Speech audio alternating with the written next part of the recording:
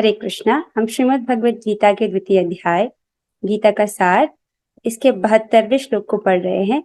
ये श्लोक इस अध्याय का आखिरी श्लोक है। बहुत महत्वपूर्ण श्लोक है। पहले श्लोक की आवृत्ति करेंगे। चलिए पहले श्लोक की कुछ आवृत्ति करते हैं। सुचित्रा माता जी आप बोलिएगा। एषा ब्राह्मी स्थिति पार्थ एषा ब्राह्मी स्थितिः पार्थ नैनां प्राप्य विमुह्यति नैनां प्राप्य विमुह्यति स्थित्वा स्यामन्तकालेऽपि स्थित्वा श्याम अंतकालेऽपि ब्रह्म निर्वाणमृच्छति। ब्रह्म निर्वाणं ऋच्छति। बहुत अच्छी माता जी। अब कौन करेगा? एमएल गुप्ता प्रभु जी। एषा ब्राह्मी स्थितिः पार्थ एषा ब्राह्मी स्थितिः पार्थ नैनां प्राप्य विमुह्यति नैनां प्राप्त विमुह्यति स्थित्वा स्यामन्तकालेऽपि स्थित्वासाम् अन्तःकालेऽपि ब्रह्म निर्वाणमृच्छति। ब्रह्मनिर्वाणं गच्छति। बहुत अच्छे प्रभु जी। अभी कौन करेगा? वैष्णवी आप करोगे? ठीक है। एषा ब्राह्मी स्थितिः पार्थ एषा ब्राह्मी स्थितिः पार्थ नैनां प्राप्य विमुह्यति नैनां प्राप्य विमुह्यति स्थित्वा स्यामन्तकालेऽपि स्थित्वा अन्तकालेऽपि ब्रह्म निर्वाणमृच्छति। ब्रह्म निर्वाणमृच्छति। बहुत अच्छे वैष्णवी। इस श्लोक में भगवान क्या कह रहे हैं? इसको पढ़ते हैं। भगवान कह रहे हैं यह आध्यात्मिक तथा ईश्वरीय जीवन का पथ है जिसे प्राप्त करके मनुष्य मोहित नहीं होता।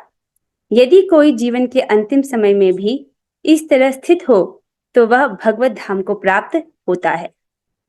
बहुत सुंदर बात भगवान इसमें कह रहे हैं। देखिए जब हम पिछले श्लोकों में पढ़ रहे थे तो भगवान ने कहा था इंद्रियां बहुत बलवान हैं, इन्हें विवेकी पुरुष के मन को भी हर लेती हैं। उन्होंने कहा कि एक भी इंद्रिय अगर अपनी इंद्रिय तृप्ति में लगती है तो व्यक्ति की बुद्धि को हर लेती है। और ये स्थित प्रज्ञ व्यक्ति कैसा है? ये समस्त प्रकार की इंद्रिय तृप्ति की मनोगत इच्छाओं को त्याग चुका है। राइट? इसने हर प्रकार की भौतिक भोगों की इच्छा को त्याग दिया है। ओके। अब व्यक्ति जो है ये सब सुन करके भगवान से इस चीज का अभ्यास करता है। राइट? अब ऐसा हो सकता है कि भोग की इच्छा हो, फिर वो भोग में पड़ गया, फिर वापस उठ रहा है, फिर अभ्यास कर रहा है। राइट? फिर उसने इंद्रिय संयम किया, इसने फिर भक्ति किया, फिर भौतिक भोग में गिर गया, फिर प्रयास कर रहा है, फिर खड़ा हुआ। ऐसा करते करते अभ्यास करते करते अंतकाल आ गया है। अंतकाल अर्थात अब देह त्यागने का समय आ गया है। राइट? आप समझ रहे हैं? कल एक माता जी ने प्रश्न भी पूछा था, जिस स्थिति का भगवान वर्णन कर रहे हैं क्या वो इस जीवन में संभव है? क्या वो एक जीवन में संभव है? तो देखिए भगवान आपके प्रश्न का उत्तर भी दे रहे हैं। भगवान कह रहे हैं कि ये आध्यात्मिक तथा ईश्वरीय जीवन का पथ है जिसे प्राप्त करके मनुष्य मोहित नहीं होता। राइट? यदि कोई जीवन के अंतिम समय में भी इस प्रकार वो अभ्यास कर रहा था और अंत समय आ गया है कि अब देह त्यागने का समय आ गया है, तो अंत समय में भी अगर व्यक्ति इस प्रकार स्थित हो वो तो वह भगवत धाम को प्राप्त होता है। राइट? अगर अभ्यास करते करते लास्ट मोमेंट भी आ गया तब भी भगवान बोल रहे हैं कि आप सक्सेसफुल हो जाओगे, अगर आप अंतिम समय में भी इस प्रकार फिक्स हो पाए जिस प्रकार भगवान ने पिछले श्लोकों में वर्णन किया। राइट? यह आध्यात्मिक तथा ईश्वरीय जीवन का पथ है जिसे प्राप्त करके मनुष्य मोहित नहीं होता। जब तक व्यक्ति इंद्रिय तृप्ति में रहता है तो इंद्रिय तृप्ति का एक स्वभाव है। क्या स्वभाव है? वो व्यक्ति के बुद्धि के आगे मोह उत्पन्न कर देता है। मोह, फिर से समझाऊंगे, मोह कैसा होता है? धुंध जैसा होता है। बुद्धि डिसाइड नहीं कर पाती है कि क्या सही है क्या गलत है। राइट? इस प्रकार से व्यक्ति जो है मोहित हो जाता है, फिर वो गलत डिसीजंस लेता है और फिर वो और नीचे और उसकी चेतना और कलुषित होती जाती है। लेकिन जो इस प्रकार स्थित प्रज्ञ हो गया है, जिसने समस्त इंद्रिय तृप्ति जनित भौतिक भोगों को त्याग दिया है, जो निष्प्रिय हो गया है। निष्प्रिय हमने पिछली क्लास में सुना था क्या होता है? भगवान को प्रसन्न संतुष्ट करने की इच्छा, पूर्ण कृष्ण भावना भावित होने की इच्छा, उसको बोलते हैं निष्प्रिय होना। राइट? यदि जीवन के अंतिम समय में भी अगर हम इस प्रकार से फिक्स हो पाए तो भगवान कह रहे हैं कि वह भगवत धाम को प्राप्त होता है। आप समझ रहे हैं इसको? बहुत सुंदर है। अब हम जब भक्ति कर रहे हैं ना तो इस बात को हमेशा याद रखना है कि हमें 4 दोष हैं हम सभी में 4 दोष हैं, जिसमें से एक दोष है प्रमाद का, लापरवाही का, राइट। तो ये दोष हम में है, इसीलिए हम आज भी हम भौतिक संसार में हैं। हमको इससे पहले भी बहुत सारे मौके दिए गए थे, लेकिन हम सक्सेसफुल नहीं हो पाए। प्रमाण ये है कि हम आज भी दुखालय में हैं। दुखालय अर्थात जेल में हैं। इसका मतलब हम अपने पिछले प्रयास में सफल नहीं हुए। और लास्ट अपना अनसक्सेसफुल अटेम्प्ट कब था? जितना आपकी उम्र है उतने साल पहले, जब आपका लास्ट देह जब छूटा था, उस वक्त आप असफल रहे, तभी तो फिर से वापस से भौतिक संसार में ही है ना हम अभी, राइट। अब क्योंकि हमें प्रमाद नाम का दोष है, ये हम सभी में है। प्रमाद अर्थात लापरवाही करते हैं। तो लापरवाही के चलते चलते व्यक्ति क्या करता है? अपनी पहचान मन से करने लगता है। पहले लेवल में व्यक्ति अपने आप को शरीर समझता है, फिर व्यक्ति अपने आप को, इससे जो ऊपर उठ जाता है वो अपने आप को मन समझता है। मन अर्थात मेरा मन कर रहा है कि आज मैं ये करूं, भक्ति में अच्छे से करूं तो आज करने, आज मन नहीं कर रहा तो आज नहीं करते। मतलब एक प्रकार से कंफर्ट जोन में होकर के भक्ति करना, समझ रहे हो आप? एकदम कंफर्टेबली जो कंफर्ट में हो रहा है उतना करना, अपने आप को बाहर स्ट्रेच नहीं करना। आप समझ रहे हो मैं किस स्टेट की बात कर रही हूँ? इस प्रकार का कंफर्ट जोन में जब व्यक्ति हो जाता है तो फिर वो बहुत ही भक्ति कर रहा है, लेकिन बहुत धीरे धीरे अर्थात समय बहुत ज्यादा लगेगा, ये रिस्की प्रोसेस है। तो इस प्रकार का लेड बैक एटीट्यूड नहीं होना चाहिए, क्योंकि महाप्रभु ने कहा है कि जो यत्न पूर्वक भक्ति नहीं कर रहा है, बिना यत्न और बिना आग्रह के प्रेम प्राप्त नहीं होता। जो हमारा लक्ष्य है, जो हमको प्राप्त करना है, क्या? कृष्ण प्रेम, वो बिना यत्न और आग्रह के नहीं प्राप्त होता, राइट। अगर अभी लग रहा है कि मैं बहुत स्लो प्रोसेस में जाती हूँ या मैं बहुत स्लो प्रोसेस में जाता हूँ कंफर्टेबली, मतलब इस प्रकार से, तो इसका मतलब अभी वो सही एटीट्यूड नहीं आया है।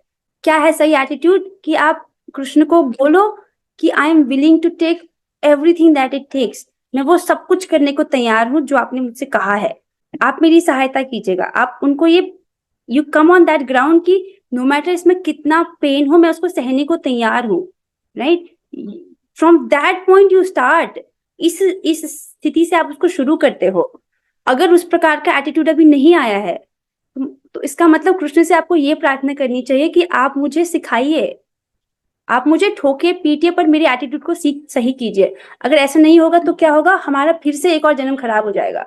ये एटीट्यूड आना चाहिए, ठीक है। अब आप बाहरी रूप से कितना प्रयास कर पाओ दैट इज डिफरेंट, लेकिन मन में व्यक्ति इस प्रकार मजबूत होना चाहिए, नो मैटर इस रास्ते में जितना भी पेन आए उसको मैं सहने को तैयार हूँ, राइट। जो आर्मी में ट्रेनिंग करते हैं, क्या वो बहुत कंफर्टेबल जर्नी होती है उनकी? नहीं, बहुत ट्रेनिंग होती है, बहुत पेनफुल ट्रेनिंग होती है, उसको वो लोग स्वीकार करते हैं, तभी ना जाके वो रफ एंड टफ बन पाते हैं, तभी वो जाके युद्ध को फेस कर पाते हैं। और अपना युद्ध तो किससे है? माया देवी से है। हम तो माया के अगेंस्ट वॉर कर रहे हैं, राइट। भक्ति करना is declaring a war against maya. तो मन में इस प्रकार का बहुत स्ट्रॉन्ग संकल्प होना चाहिए। भगवान खुद कहते हैं जो दृढ़ प्रतिज्ञ नहीं है वो इस रास्ते पर नहीं चल सकता, वापस भ्रमित हो जाता है। Okay, coming here, so the good thing is जो अंतिम समय में भी इस प्रकार स्थित हो, ऐसे अभ्यास कर रहे हैं, जीवन के अंतिम समय में भी जो इस प्रकार स्थित होता है तो वह भगवत धाम को प्राप्त होता है। कमिंग हियर, बहुत सुंदर तात्पर्य है। अनुवाद और तात्पर्य कृष्ण कृपा मूर्ति श्री श्रीमद एसी भक्ति वेदांत स्वामी श्री प्रभुपाद द्वारा। प्रभुपाद जी हमें समझा रहे हैं मनुष्य कृष्ण भावनामृत या दिव्य जीवन को एक क्षण में प्राप्त कर सकता है और हो सकता है कि उसे लाखों जन्मों के बाद भी न प्राप्त हो। आप इसको समझ रहे हैं? हो सकता है कि लाखों जन्मों के बाद भी न प्राप्त हो और वो उसको एक क्षण में भी प्राप्त कर सकता है। तो अब कोई प्रश्न पूछे कि इसमें समय कितना लगेगा, जो आपने प्रोसेस बताया, जो प्रभुपाद जी प्रोसेस बता रहे, उसमें समय कितना लगेगा? प्रभुपाद जी कहते हैं एक क्षण में भी आप भगवान के शरणागत हो सकते हो। और ऐसा हो सकता है कि आपको भगवान की शरणागति ग्रहण करने में लाखों जन्म लग जाएं। यह तो सत्य समझने और स्वीकार करने की बात है। किसकी बात है? कि आपने सत्य को समझा है और उसको एक्सेप्ट किया है। सत्य क्या है? कि कृष्ण ही पूर्ण पुरुषोत्तम भगवान है और मैं कौन हूँ? मैं ये शरीर नहीं, मैं आत्मा हूँ, मैं भगवान का नित्य दास हूँ। ये है सत्य, राइट। और फिर क्या आता है? भगवान और मेरे बीच में क्या है? भक्ति में मुझे भगवान की भक्ति प्राप्त करनी है, मुझे भगवान की प्रेमा भक्ति प्राप्त करने के लिए साधना भक्ति करनी है, राइट। भक्ति प्राप्त करने के लिए मैं भक्ति कर रहा हूँ। आगे चलते हैं। तो यहाँ पर आपने बोला कि एक क्षण में भी हो सकता है, कोई एग्जाम्पल है या आप ऐसे कह रहे हो? प्रभुपाद जी कह रहे हैं नहीं, हाँ एग्जाम्पल है खटवांग महाराज का। तो परीक्षित महाराज जी सूत गोस्वामी जी के पास जाते हैं, उनसे कहते हैं कि अब मेरे जीवन के केवल 7 दिन शेष हैं, 7 दिन के बाद मुझे ये देह त्यागना है, तो मेरे लिए, एक म्रियमाण व्यक्ति के लिए, अर्थात जिसको मृत्यु शीघ्र ही आने वाली है, उसके लिए जो क्या श्रेष्ठ कर उपाय है आप मुझे बताइए। तो सुखदेव गोस्वामी जी कहते हैं अरे आपके पास तो 7 दिन है, खटवांग महाराज के पास तो कुछ ही क्षण थे उनके जीवन से पूर्व। तो खटवांग महाराज कौन है? इनके विषय में श्रीमद् भागवतम में एक कथा का वर्णन आता है जिसको सूत गोस्वामी जी बोलते हैं, हम यहाँ पर संक्षेप में सुनेंगे। खटवांग महाराज देवताओं की सहायता करते हैं असुरों से युद्ध करने में। देवता उनसे बहुत प्रसन्न होते हैं, उन्हें कहते हैं कि हम आपके सहयोग के कारण इन असुरों पर विजय प्राप्त कर पाए, अब आप हमसे कुछ मांगे। तो खटवांग महाराज बहुत बुद्धिमान है, वो उनसे पूछते हैं कि मेरा जीवन कितना शेष है ये बताइए। तो उनको बोलते हैं कि कुछ ही क्षण, कुछ ही क्षण, कुछ ही मिनट बोल रहे, शायद वो 1 घड़ी या 2 घड़ी इस प्रकार बताते हैं उनको। तो खटवांग महाराज उनसे बोलते हैं कि आप मुझे अनुमति दीजिए कि मैं शीघ्र ही पृथ्वी पर लौटूं। तो वो शीघ्र पृथ्वी पर आते हैं, अपना सब कुछ त्यागते हैं और भगवान के भजन में बैठ जाते हैं, भगवान के नाम जप में बैठते हैं। और वो इस प्रकार भगवान का नाम जप करते, इतना अभिनिवेश हो जाते हैं, इतना अब्जॉर्ब हो जाते हैं कि कुछ ही क्षण में उनकी मृत्यु आती है और वो मृत्यु पर विजय प्राप्त कर लेते हैं, उनको भगवत धाम प्राप्त हो जाता है। राइट, तो एग्जाम्पल भी है, बहुत सुंदर उदाहरण है। तो भक्त, तो शुभ कृष्णदास प्रभु जी बहुत सुंदर बात कह रहे थे, उन्होंने कहा भक्त सबसे करेजियस व्यक्ति हैं। क्यों? उनमें सबसे बड़ा जिगर है। क्यों? क्योंकि वो मृत्यु को जीतना चाहते हैं। इस जगत में लोग छोटी मोटी चीजों के पीछे हैं, लेकिन भक्त मृत्यु को जीतने का साहस रखता है।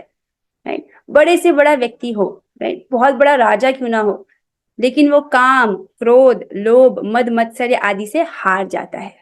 लेकिन भक्त है जो संकल्प करता है, उसके सामने खड़े होने का साहस है, ये प्रयास करता है कि मैं इसको जीतूंगा, है कि नहीं? भक्ति करना मतलब ये जो काम, क्रोध, लोभ, मोह आदि है, इनके अगेंस्ट खड़े होना, राइट, इसको दमन करने का प्रयास करना। आगे चलते हैं, इसलिए भक्त बहुत करेजियस होते हैं। आगे चलते हैं। निर्वाण का अर्थ है भौतिकतावादी जीवन शैली का अंत। राइट, आपने सुना होगा निर्वाण शब्द, इसका अर्थ होता है भौतिकतावादी जीवन शैली का अंत। भौतिकतावादी जीवन शैली क्या है? जिसमें व्यक्ति बिल्कुल नहीं समझता कि मैं आत्मा हूं, मैं शरीर हूं, और इस प्रकार वो क्या करता है, सिंपल है कि वो सुबह उठता है, नौकरी पर जाता है, शाम को आता है, टीवी देखता है, कुछ समय अपने परिवार के साथ बिताता है, मतलब भोजन, और सो गया। इस प्रकार का वो रूटीन जी रहा है। अलग अलग कुछ ऊपर नीचे डिग्रियां हो सकती हैं, बट उसका पूरा जीवन आत्मा के विषय में कुछ भी नहीं सोच रहा, वो उधर कुछ भी इन्वेस्ट नहीं कर रहा। तो इस प्रकार की जीवन शैली का अंत, राइट, अर्थात आध्यात्मिक जीवन शैली की शुरुआत। राइट, ऐसा थोड़ी हो सकता कि जीवन शैली है ही नहीं, कुछ तो शैली होगी। भौतिकतावादी जीवन शैली का अंत और आध्यात्मिक जीवन शैली की शुरुआत। बौद्ध दर्शन के अनुसार इस भौतिक जीवन के पूरा होने पर केवल शून्य शेष रह जाता है, किंतु भगवत गीता की शिक्षा इससे भिन्न है। वास्तविक जीवन का शुभारंभ इस भौतिक जीवन के पूरा होने पर होता है। जब भौतिक जीवन पूरा हो जाता है, इसका अर्थ यह है कि मृत्यु के बाद की बात हो रही है? नहीं, जब व्यक्ति देहात्मक बुद्धि से मुक्त हो जाता है उसको वास्तविक मुक्ति बोलते हैं। ओके, इसको और प्रभुपाद जी स्पष्ट करेंगे।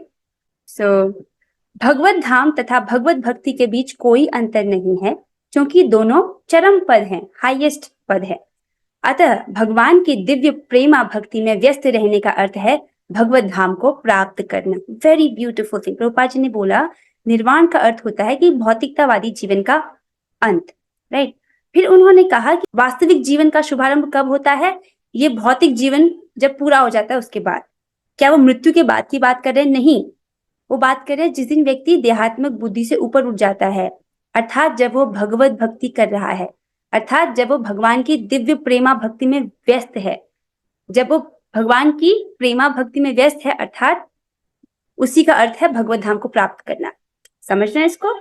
भगवत धाम प्राप्त करना और भगवत भक्ति करना, इसके बीच में कोई अंतर नहीं है। राइट, भौतिक जगत में इंद्रिय तृप्ति विषयक कार्य होते हैं और आध्यात्मिक जगत में कृष्ण भावनामृत विषयक। आध्यात्मिक जगत में भी यही कार्य होते हैं। कैसे? कृष्ण भावनामृत विषयक। इसी जीवन में ही कृष्ण भावनामृत की प्राप्ति तत्काल ब्रह्म प्राप्ति जैसी है।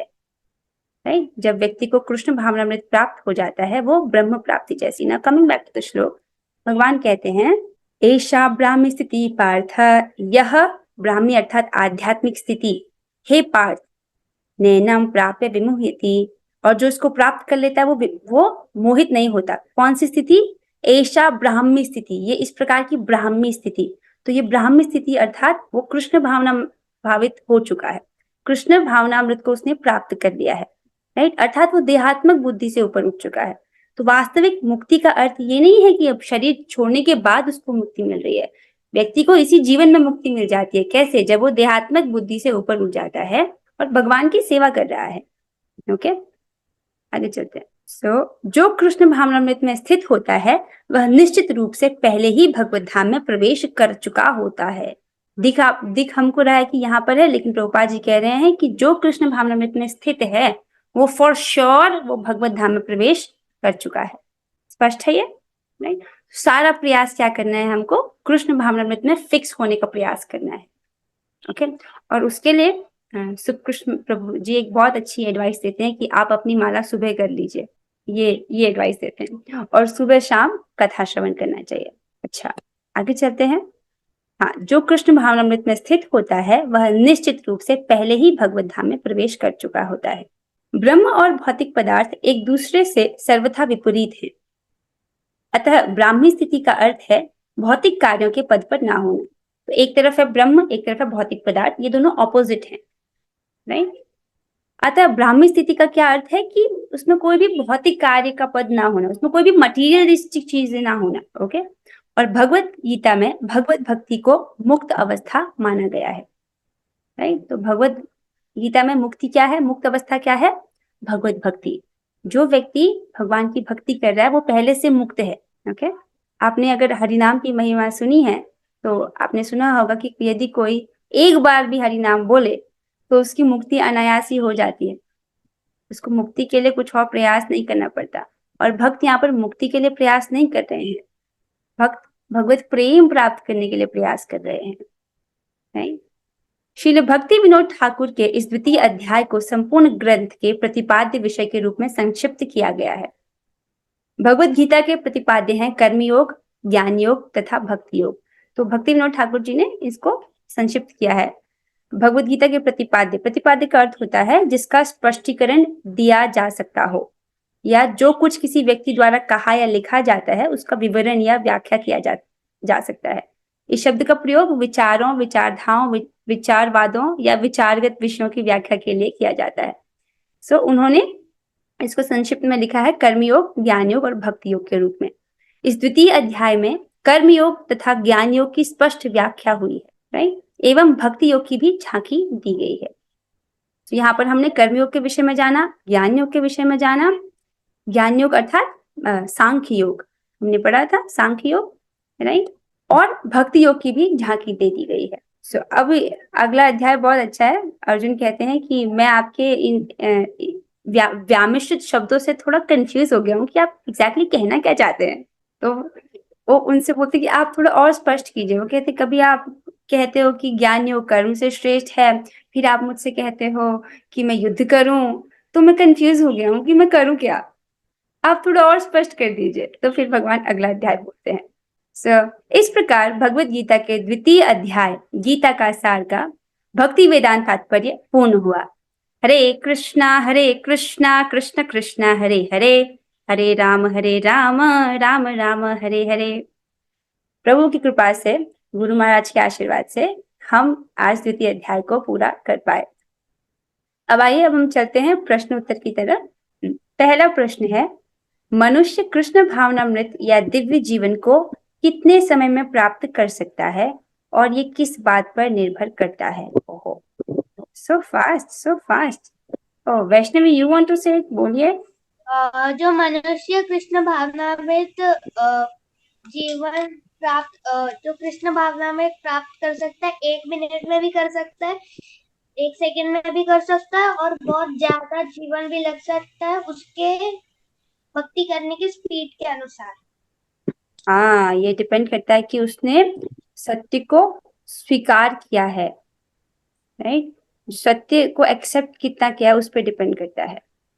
ठीक है, ऑब्वियसली वो भक्ति कितनी तीव्रता से कर रहा है। बहुत अच्छा उत्तर दिया आपने वैष्णवी। मैं फिर से बोलना चाहूंगी कि देखिए, एटीट्यूड बहुत इंपॉर्टेंट है भक्ति में। अगर लेड बैक एटीट्यूड रखेंगे तो बहुत समय लग सकता है। अगर सही एटीट्यूड अभी आपको नहीं प्राप्त हुआ है, अगर आपको लगता है कि मैं बहुत ही लेड बैक एटीट्यूड से भक्ति कर रही हूँ, कर रहा हूँ, तो कृष्ण को बोलिए कि आप मुझे सिखाइए। आप उनको बोलिए कि आप मुझे सही सबक सिखाओ ताकि मेरा सही एटीट्यूड हो भक्ति के प्रति, चाहे मुझे पेन क्यों ना सहना पड़े। कृष्ण को बोलिए। कई बार ऐसा होता है जब हम लेड बैक एटीट्यूड होते हैं, वही चीज जो हमको आज सीखनी थी अब वो हम 8 महीने में सीख रहे हैं, 8 महीने बाद हमको अक्ल आ रही है। तो अपना समय क्यों व्यर्थ करना। आप कृष्ण को बोलो ना कि आप मुझे ठोको पीटो पर मुझे ठीक करो, और जल्दी करो, मुझे जल्दी आना आपके पास। ओके, नेक्स्ट वन है, अगला प्रश्न है, भगवत धाम तथा भगवत भक्ति के बीच कोई अंतर नहीं है, ऐसा क्यों कहा गया है, टीका के आधार पर बताएं। सुचित्रा माता जी, यू वांट टू से इट? हाँ बोलिए। माता जी, भगवत धाम और भगवत भक्ति के बीच कोई अंतर नहीं है, क्योंकि दोनों पद चरम है और भगवान देहात्म बुद्धि से ऊपर उठकर भगवान की दिव्य प्रेममय सेवा में व्यस्त रहना ही भगवत धाम का। बहुत सुंदर बताया माता जी, आपने बहुत सुंदर बताया, आपने एकदम स्पष्ट कर दी इस बात को कि भगवान की दिव्य प्रेमा भक्ति में इंगेज होना ही भगवत धाम प्राप्ति है, क्योंकि भगवत धाम में भी हम यही करते हैं। बहुत सुंदर बताया आपने माता जी, थैंक यू माता जी। अब हम अगले प्रश्न पर आते हैं, रिक्त स्थान की पूर्ति कीजिए। भगवत गीता में डैश को मुक्त अवस्था माना गया है। बहुत सारे लोग हाथ में रखा करते हैं। आज हम नए भक्त को मौका देंगे। अर्चना माता जी। हरे कृष्ण माता जी, भगवत भक्ति को मुक्त अवस्था माना गया है। हरे कृष्ण माता जी। यस, हरे कृष्णा। अरे माता जी, आप तो नई भक्त नहीं हो। अच्छा, आपका वीडियो ऑफ है ना, इसलिए। भगवत गीता में भगवत भक्ति को मुक्त अवस्था माना गया। बहुत अच्छा उत्तर माता जी, हमें लगा आप नए भक्त, आप वीडियो ऑन किया कीजिए। ओके, आप सभी ने बहुत अच्छे प्रयास किया, that was very very nice. कोई प्रश्न है क्या Vaishnavi? You have a question? Vaikuntha और गोलोक वृंदावन में क्या डिफरेंस है? हाँ, बहुत अच्छा प्रश्न आपने पूछा। वैकुंठ लोक है भगवान विष्णु का, जहाँ भगवान विष्णु रहते हैं और माता लक्ष्मी है, और वहां पर उनकी ऐश्वर्य भाव में पूजा हो रही है। ऐश्वर्य भाव में पूजा अर्थात पूजा की थाली लेके आप उनकी पूजा कर रहे हो और वो सबको दर्शन दे रहे हैं। बहुत सुंदर। वहां पर जितने भी उनके सेवक हैं वो भी चतुर्भुज हैं, भगवान के जैसा उनका रूप है। अब जब हम गोलोक बोलते हैं तो गोलोक अर्थात वो राधा कृष्ण का लोक है, और वो सर्वोच्च लोक है जहां पर वैकुंठ से भी ज्यादा सुख उपलब्ध है। राइट, वहां राधा कृष्ण रहते हैं।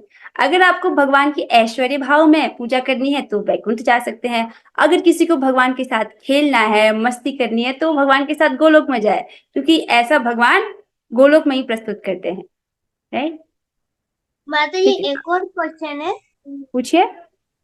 कि है ना, मेरे को जानना था, अगर आपने जैसे पीछे पहले क्लासेस में बताया था कि कोई व्यक्ति अगर भक्ति करने से गिर जाता है तो वो फिर से प्रयास करके उठता है, और अगर उसने प्रयास ही करना छोड़ दिया तो कृष्ण उसको ले आते हैं पकड़ के, क्योंकि कृष्ण नहीं जानते ना छोड़ना, और कृष्ण ऐसे पकड़ के लाते हैं। आपने वो चित्र देखा है, पैर पकड़ के खींच के लाते हैं उसको, और भक्त कहता नहीं मुझे नहीं आना, कृष्ण कहते तूने शुरू क्यों किया। इस रास्ते में हम अकेले नहीं हैं, ये बात को हमेशा ध्यान रखो, चाहे हम कितना भी गिर जाए नीचे, कृष्ण हमको छोड़ने वाले नहीं है। Right, okay. Nandini Mata ji, you have a question? Yes Mata ji, क्या हम लोग इसी जीवन में भगवान की प्राप्ति कर सकते हैं या दूसरे जीवन में भी कर सकते हैं? बहुत सुंदर प्रश्न पूछा नंदिनी माता जी आपने। प्रभुपाद जी कहते हैं कि जो व्यक्ति 16 माला हरिनाम जप करता है रोज और 4 नियमों का पालन करता है, वो इसी जन्म में भगवत धाम को प्राप्त होता है। वैसे तो हमको बहुत जन्म लग सकते हैं, लेकिन क्योंकि हम प्रभुपाद जी के आश्रय में हैं और प्रभुपाद जी ने ऐसा बोल दिया है, और वो भगवान के शुद्ध भक्त हैं, भगवान अपने शुद्ध भक्तों के वचनों का पालन करते हैं, वो उनको बचाते हैं उनके वचनों को। तो क्योंकि प्रभुपाद जी ने ये वचन दिए हैं कि जो 16 माला जप करेगा और 4 नियमों का पालन करेगा, वो इसी जन्म में भगवत धाम को प्राप्त होगा। हमको बस प्रभुपाद जी के इंस्ट्रक्शन का पालन करना है, फिर हम इसी जन्म में भगवत धाम को प्राप्त होंगे। अब किसी और का प्रश्न है तो हम अगली बार लेंगे, क्योंकि क्लास थोड़ी लंबी हो गई और मुझे कुछ अनाउंसमेंट भी करनी है। ठीक है, अब कर लेंगे आपके प्रश्न। देखिए, अध्याय 2 आज समाप्त होता है, तो हम रिवीजन करेंगे। 27 को आपका एग्जाम है, राइट? और यहाँ पर कुछ जो है सिलेबस आपको दिया गया था। अब देखिए यहाँ पर जो 3 जो चीजें हैं, हर श्लोक के अंत में पूछे गए प्रश्न हैं, राइट? अब ये तो उनके लिए बहुत आसान होगा जो रोज ये लिख रहे थे कि उन्होंने क्या सीखा। उनको तो बस उतना ही रिवाइज करना है कि उन्होंने रोज क्या क्या सीखा, and it will be done, isn't it? तो उनके लिए आसान है। जो नहीं लिख रहे हैं उनको थोड़ा मुश्किल होगा, उनको बुक से पढ़ना है। बुक से तो सबको पढ़ना है, पर जिन्होंने रोज लिखा था उनको सहज होगा। अब है श्लोक को देखकर सही उच्चारण सहित पढ़ना। अब इसमें मैं आपकी सहायता करूंगी कि आप इसको अभ्यास कर पाए। अब ये वाले श्लोक हैं, ये आपको याद करने हैं। ओके, ऑडियो जो है इन श्लोकों का भगवत गीता स्टडी ग्रुप पर है, और अनुवाद आपको बुक किताब में मिल जाएगा। ठीक है, और इन सबकी सारे वीडियोस की, सारे लेक्चर्स की रिकॉर्डिंग्स भी उपलब्ध है, जिसको आप पढ़ सकते हो। ये टेस्ट बहुत इंपॉर्टेंट है। अभी तक आपने जो सीखा वो सतह में है। जब व्यक्ति वास्तव में अध्ययन करता है तब जाके बात अंदर घुसती है, राइट? तो आप अध्ययन कीजिए। Thank you for your patience. अब हम आज की क्लास को यहीं पर विराम देते हैं। आपने जो सीखा उसको लिखना मत भूलिएगा। जो लिखते आए हैं उनको अब टेस्ट के लिए प्रिपरेशन करने में बहुत आसानी होगी। नाउ लेट्स डू द हरे कृष्णा मंत्र 3 times and we are ending the class here. Let's do it together. हरे कृष्णा कृष्ण कृष्ण हरे हरे, हरे कृष्णा हरे कृष्णा कृष्ण कृष्ण हरे हरे, हरे राम राम राम हरे हरे। हरे कृष्णा कृष्ण कृष्ण हरे हरे, हरे राम राम राम हरे हरे। श्रीमद् भगवद गीता की जय, श्री प्रभुपाद की जय। और श्री पूर्ण गौरंगा। हरे कृष्णा।